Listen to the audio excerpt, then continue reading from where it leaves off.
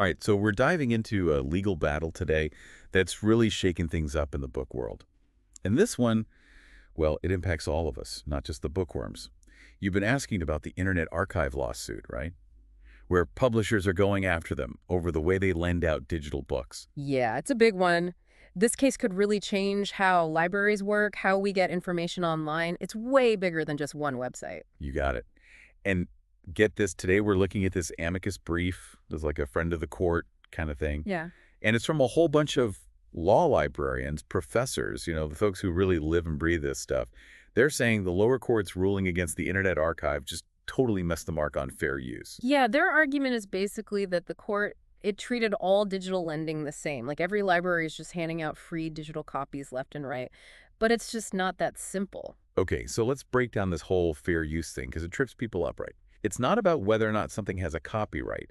It's about how you can use copyrighted stuff legally. Right, exactly. It's a balance, You've got to protect what creators make, but also let the public actually use those works in some ways without needing to, get permission every single time. Think about, quoting from a book when you write a review or using part of a song for a school project. That's fair use. So how does this amicus brief say the court got it wrong about the Internet Archive? Well, they're saying the court just didn't look closely enough at all the different ways that libraries lend out digital books these days. It kind of lumped them all together and made assumptions that just weren't fair. So the librarians are saying, hold on, not all digital lending is created equal. Yeah. And they break it down into three main scenarios in this brief, right? Exactly. Three different ways libraries do digital lending, and they use real-world examples, which makes it easier to understand. So scenario one, that's the easiest. It's like the library owns a physical copy of a book, right? And they make one digital copy to lend out, so you can borrow the e-book or the physical book, just not both at the same time. Basically like checking out different formats of the same book, which is something libraries have always done. Right, exactly. And the brief is saying this really doesn't have a bigger impact than lending a physical book, which, hello, has been going on forever. Makes sense. Okay, so what about scenario two? What's that one look like? Okay, so scenario two is where it gets a little more complicated. Here, the library has both physical and digital copies available at the same time. So more people could be reading the same book at the same time, theoretically. Exactly. And here, the brief says, you really got to look at the actual impact. Are libraries suddenly not buying physical books anymore because of this? Are way more people reading the book overall? It's about data, not just assumptions. Data over drama. I like it. Okay, last scenario, scenario three. This one, yeah, this is probably a big part of why the lawsuit even exists. This where you've got multiple digital copies available to borrow, but the library doesn't own any physical copies of that book. Oh, wow. So it's like a completely virtual library at that point. Exactly.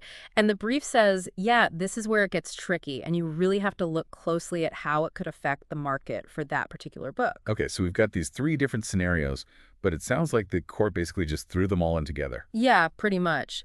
And that leads to a whole other argument, which is that libraries, they aren't out there trying to make money off of someone else's work the way, say, a corporation might, right? They have a public mission, and the brief is saying the court just didn't consider that enough. Yeah, this whole commercial versus non-commercial thing is huge. The brief even says that based on how the lower court ruled, just having a donate button on a library's website could suddenly be seen as a commercial activity. Right. Like what? It's a wild thought, right? Speaking of wild, this brief takes us all the way back to the Founding Fathers and the whole reason copyright law even exists. And guess what? It wasn't just about protecting profits. Yeah, it's interesting, right? The brief gets into this bit of history where you can see the Founding Fathers were actually worried authors wouldn't publish their work without some kind of copyright. They needed to prevent piracy, of course, but they also wanted to encourage people to share knowledge. So this idea of copyright being all about the money, that's kind of a new thing. It's way more nuanced than that. Exactly. The brief says it's always been about finding that balance. Protect creators' rights, but make sure the public can still access and use that knowledge. And libraries, no matter what format they're lending out, are a huge part of making that happen. It really makes you think about the bigger picture here. This isn't just about a website or even just books. It's about how we access and share information in the future, which impacts all of us. Exactly. And this brief, it asks some really tough what-if questions about knowledge itself. What happens if copyright is only about the money from here on out? Oh, that's where it gets really interesting. What if we lived in a world where every single use of a creative work came with a price tag? Exactly. And the brief really digs into what that world would look like, especially for libraries and, well, anyone who wants to learn something new. Like, imagine libraries having to buy the same book over and over again just because now they might want to lend out a digital copy too. That means there's less money for new authors and new stories and new voices. Yeah, that's a good point. I mean, libraries are often the ones who take a chance on those authors who are just starting out, right? They give them a platform. Exactly. And think about this right now. You can share a funny meme or something with a friend, even if it uses like a screenshot from a movie, right? Fair use. Right. But in this world where it's all about the money, suddenly that's risky. So copyright law would be like preventing creativity instead of encouraging it. It's kind of ironic when you think about it, right? Totally. Like trying to protect creators so much that you end up limiting what can be created. It's a weird cycle.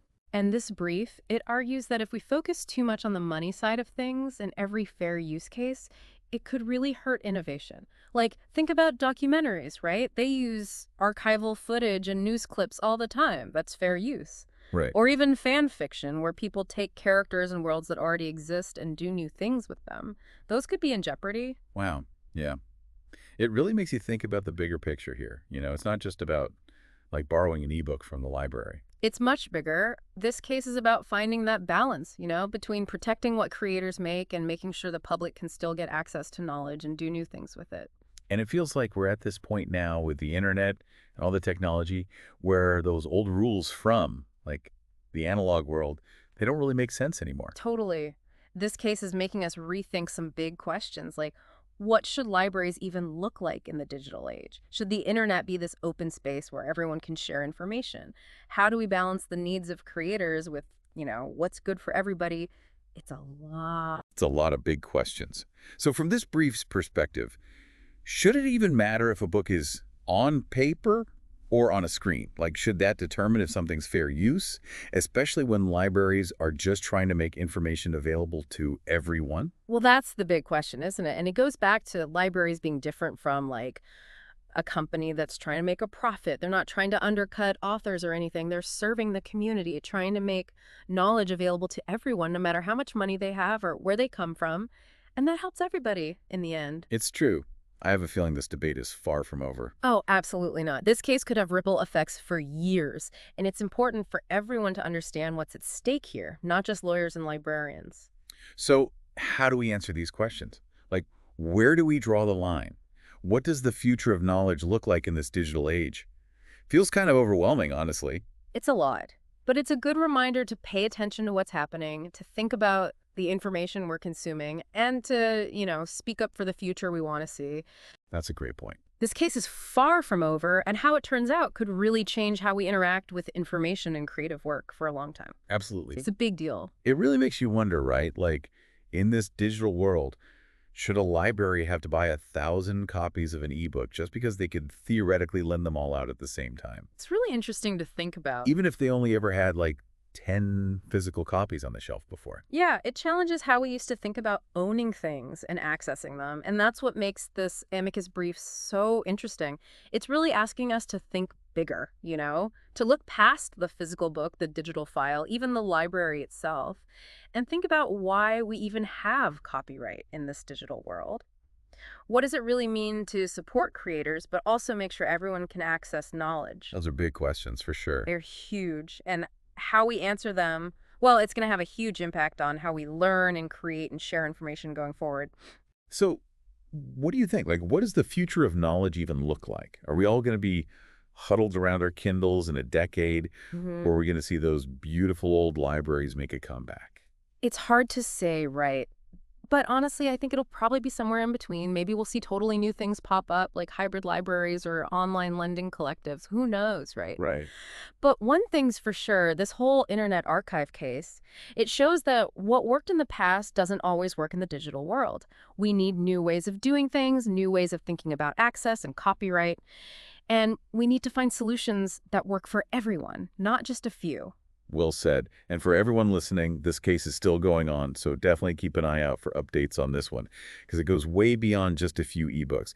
It's about the future of libraries and the internet, and how we as a society decide what knowledge and creativity are even worth. Absolutely. The decisions we're making right now, they're going to echo for generations. So stay curious, stay informed, and keep asking those big questions. Love it. And on that note, we'll leave you to ponder those big questions. We hope you enjoyed this deep dive into the future of knowledge, and we'll catch you next time for another one. Until then, happy reading, everyone.